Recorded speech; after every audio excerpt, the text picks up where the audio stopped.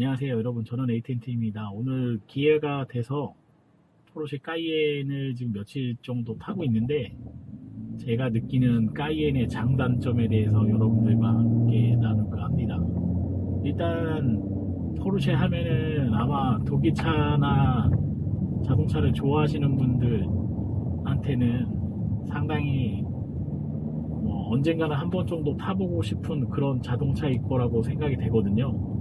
저는 개인적으로 포르쉐를 그렇게 좋아하는 사람은 아니었는데, 역시 포르쉐 까이엔이 저는 생각보다 좀 별로였다, 이렇게 좀 말씀드리고 싶네요. 아마 다른 분들은 동의를 많이 안 하실 거라고 생각이 돼요. 왜냐면 포르쉐 까이엔이나 까이엔 쿠페 이런 모델 타시는 분들은 상당히 이 포르쉐에 대한 환상을 좀 많이 가지고 계시기 때문에 포르쉐 하면 엄청 좋은 차 아니냐, 이렇게 또 얘기하실 거라고 생각이 되거든요.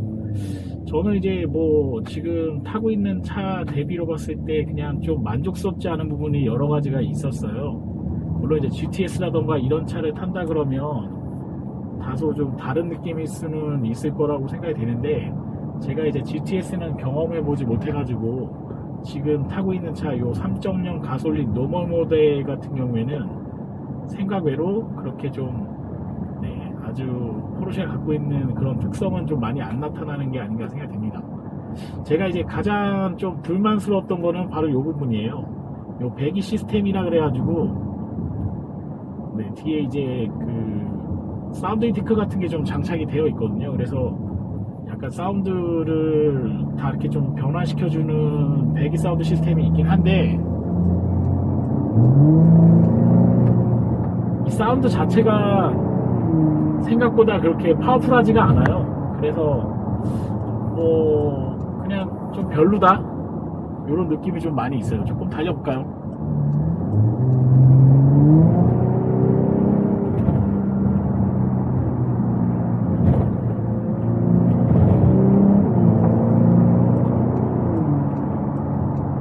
이 배기 사운드 자체가 뭔가 이렇게 좀 칼칼거리는 그런 느낌이 아니고 약간 인위적으로 만들어낸 것 같은 그런 느낌? 그냥 독일차에서의 약간의 고성능 차에서도 그런 정도의 수준이 좀 안 되는 것 같은 그런 배기 느낌이 좀 있어가지고, 물론 이 차 자체가 이제 SUV 타입으로 되어 있다 보니까 이렇게 과격하게 주행하시는 분은 그렇게 많지는 않을 거라고 생각이 되지만, 포르쉐의 명성에 비해서는 생각보다는 이런 배기 사운드가 좀 약하지 않나, 이런 생각을 좀 가지게 되고요.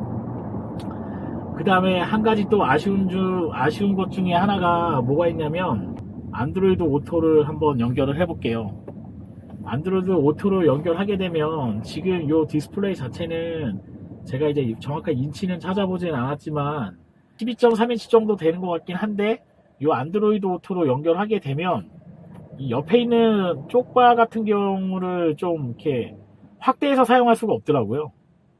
그래서 거의 제가 봤을 때는 인치로 봤을 때는 7.5인치나 8인치가 좀 안 되는 것 같은 그런 느낌이 좀 있어가지고, 생각보다 그냥 기본형 8인치가 달려있는 차보다도 좀 디스플레이를 작게 이용해야 되는 그런 불편이 좀 있더라고요. 그래서 이 부분이 조금 불편하지 않나 생각됩니다. 물론 이제 이 차에는 기본 내비가 장착이 되어 있긴 해요. 와이드 타입으로 해서 내비가 장착이 되어 있긴 한데, 제가 지도를 유심히 보니까 이게 독일 회사에서 장착하고 있는 나브텍 내비게이션을 장착하고 있는 것 같더라고요. 그래서 업데이트라던가 이런 부분에서의 좀 어려움이 있기 때문에 주로 아마 이용하시는 분들은 요 안드로이드 오토에 있는 이 카카오 맵이나 아니면 티맵을 주로 이용하실 거라고 생각이 되는데, 옆에 있는 쪽 메뉴가 확장이 되지 않다 보니까 실제 이 액정 사이즈가 가지고 있는 그런 크기의 내비게이션을 전부 다 이용할 수 없다는 게 약간 좀 불편함이 아닌가 생각됩니다. 그리고 이런 아이콘 자체도 상당히 좀 작아요.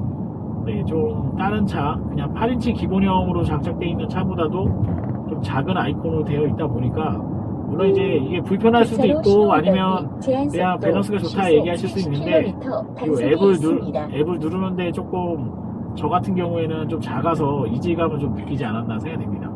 그래서 요 두 가지가 가장 제가 느꼈을 때 큰 단점이라고 느껴지고요. 그 다음에 한 가지 또 단점이 뭐가 있냐면, 이게 주행하다가 차를 이제 브레이크를 밟게 되면 이게 이제 타이어가 21인치짜리 타이어가 장착이 되어 있더라고요. 로터도 거의 6피 정도 되는 정도의 엄청나게 큰 그런 이제 디스크 로터가 장착이 되어 있긴 한데, 역시 그 아우디 S7에서도 제가 몇 번 주행을 해봤을 때 경험했던 부분이거든요. 브레이크 캘리퍼에서의 소음이 상당히 좀 많이 나요. 그래서 브레이크를 잡을 때, 저속에서 브레이크를 잡을 때, 물론 이제 고성능 차들은 일반 차하고는 재질이 좀 틀려서 소음이 일부 발생하는 거는 어쩔 수 없지만, 뭐 생각한 것보다는 브레이크 소음이 좀 많이 나서, 네, 약간 기본형 모델인데도 조금 불편함을 좀 느끼지 않나. 그냥 외부에 좀 소음 나는 게 이런 소음 자체가 좀 불편함을 좀 많이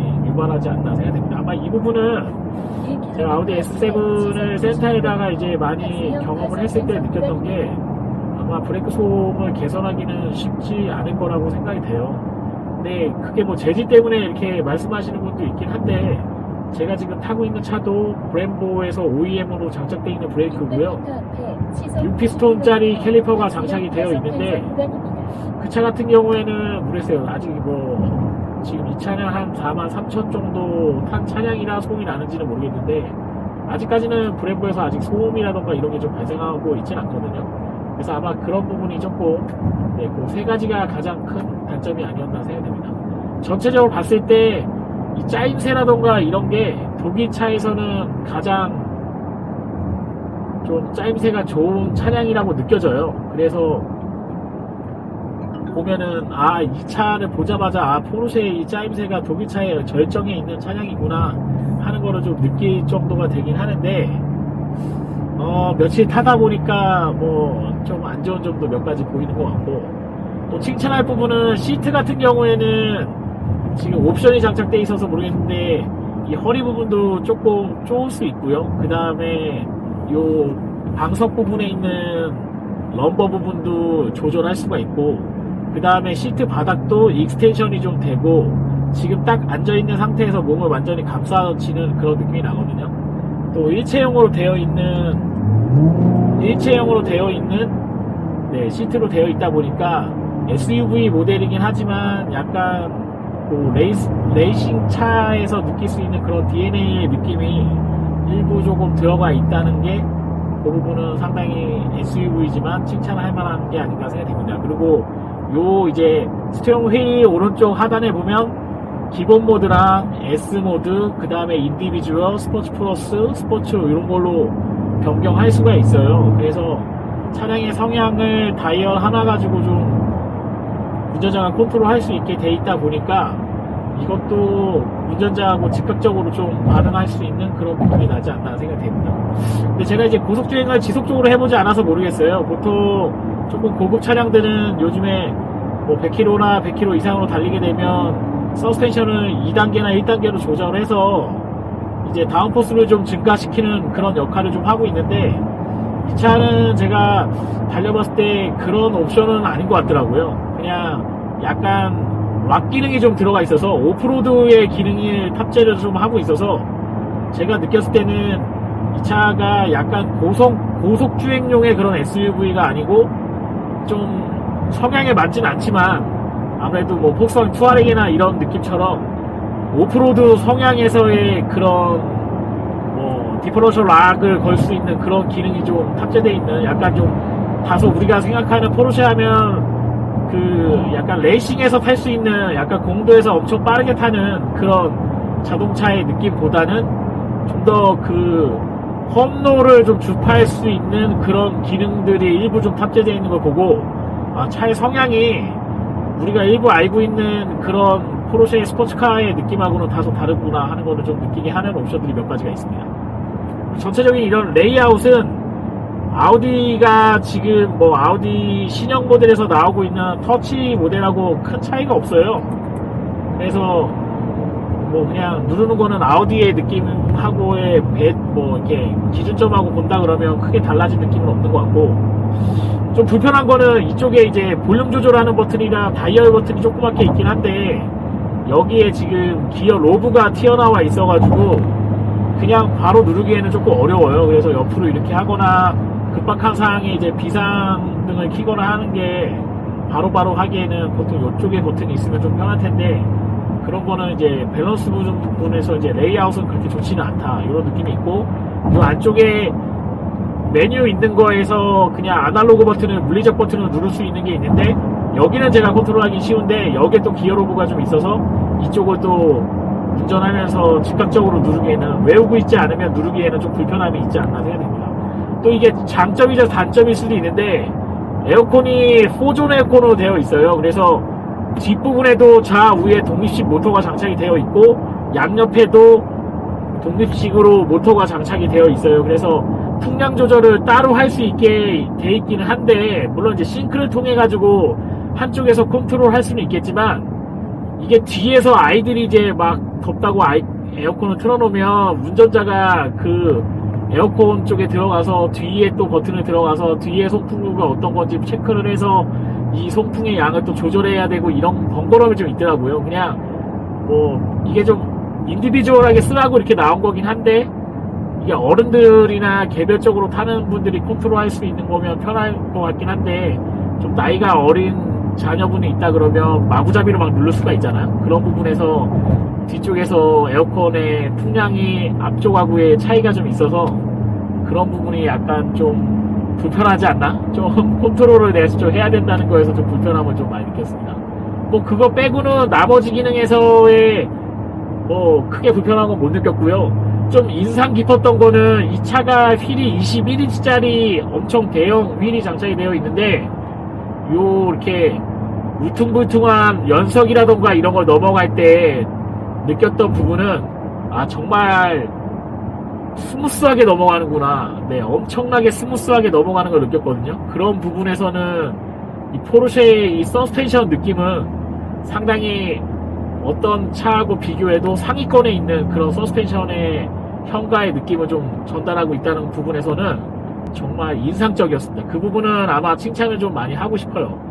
아마 그래서 여자분들이 포르쉐 마칸이라던가 아니면 요즘에 카이엔도 많이 선택하시는 이유 중에 하나가, 뭐 보통 여성분들이 이렇게 좀 세심하게 운전하시진 않는 분들이 많이 계시는 것 같거든요. 그래서 이런 연석이라던가 이런 거를 그냥 우리가 소위 얘기할 때 그냥 마구잡이로 막 넘으시는 분들이 많이 계시는데, 그렇게 넘어가도 일반 도로에서 그냥 조금 넘어가는 것 같은 느낌으로 넘어갈 수 있게끔 포르쉐가 제공을 하고 있으니까, 아마 여성분들이 승차감이 상당히 좋다, 포르쉐가 좋다, 이렇게 말씀들 많이 하시는 것 같아요. 그리고 카메라가 지금 장착이 되어 있는데, 이 차는 360 카메라가 장착이 되어 있거든요. 360 카메라가 장착이 되어 있어서 뭐 최신 트렌드에 맞는 그 카메라의 성능을 느끼실 수 있고, 그 다음에 뭐 운전에 그 화질도 상당히 좋은 편이에요. 조금 아쉬운 거는 카메라가 왜곡이 좀 있어요. 그래서 약간 그 실제 눈으로 보는 거하고는 좀 다르게 왜곡의 상향은, 왜곡되어 있는 카메라의 느낌이 좀 나오다 보니까 아마 그 부분을 좀 싫어하시는 분들은 카메라가 좀 별로라고 얘기하실 수도 있으실 것 같지 않나, 이렇게 생각됩니다. 근데 화질은 제가 지금 타고 있는 차보다는 훨씬 좋은 화질, 정말 제 거는 VGA, 정말 뭐 CRT 모니터라고 한다 그러면 이거는 정말 LED 중에서도 상위권 LED에 있는 그런 패널의 느낌을 좀 가지고 있어서 상당히 좀 고급진 그런 느낌을 좀 보여주고 있습니다. 나머지는 뭐 제가 쓰는 옵션하고는 좀 상이한 옵션들이 많아가지고 저는 개별적으로 이렇게 좋다고 느낀 부분은 많이 없어요. 솔직하게 저는 이제 달리는 위주의 포커스를 좀 많이 맞추는 사람이라, 달렸을 때 그런 느낌에서는, 감성적인 부분에서는 제가 물론 이제 포르쉐 911은 못 타봤기 때문에 그 부분은 정확하게 모르겠지만, 이 차 그냥 포르쉐 까이엔의 느낌에서는 그런 감성적인 부분에서의 터치되는 느낌은 좀 많이 없었어요. 그래서 마치 이 차를 가지고 고성능 모델의 그런 사운드를 추구하시는 분이나 그러면 저는 이 차보다는 벤츠의 AMG 모델이나 아니면은 BMW의 M 종류가 조금 더 독일차에서는 감성 터치가 좋지 않겠나 생각이 되고, 만약 여유가 있으신 분들은 뭐 마세라티나 페라리나 이런 이제 이태리 계열에서 느낄 수 있는 그런, 또는 이제 에스톤 마틴이나 뭐 제교의 고성능에서 느껴질 수 있는 그런 부분을 선택하시는 게 조금 더 감성 부분에서는 유리한 그런 느낌을 오너에게 전달해주지 않겠나 생각됩니다. 네, 저는 에이텐트였고요. 오늘 그냥 제가 포르쉐 까이엔 기본형 3.0 모델, 노멀 모델을 며칠 타면서 느꼈던 부분을 여러분에게 좀 리뷰를 같이 전달을 했습니다. 아마 여러분들도 한번 이 환상만 가지시지 마시고요. 직접 한번 타보시고 경험해 보시고 라이프스타일에 맞는 차를 구매하셨으면 좋겠습니다. 네, 오늘 영상은 여기까지 하도록 하겠습니다. 좋아요와 구독 신청은 제가 좋은 영상을 찍는 데 큰 도움이 됩니다. 여러분 고맙습니다.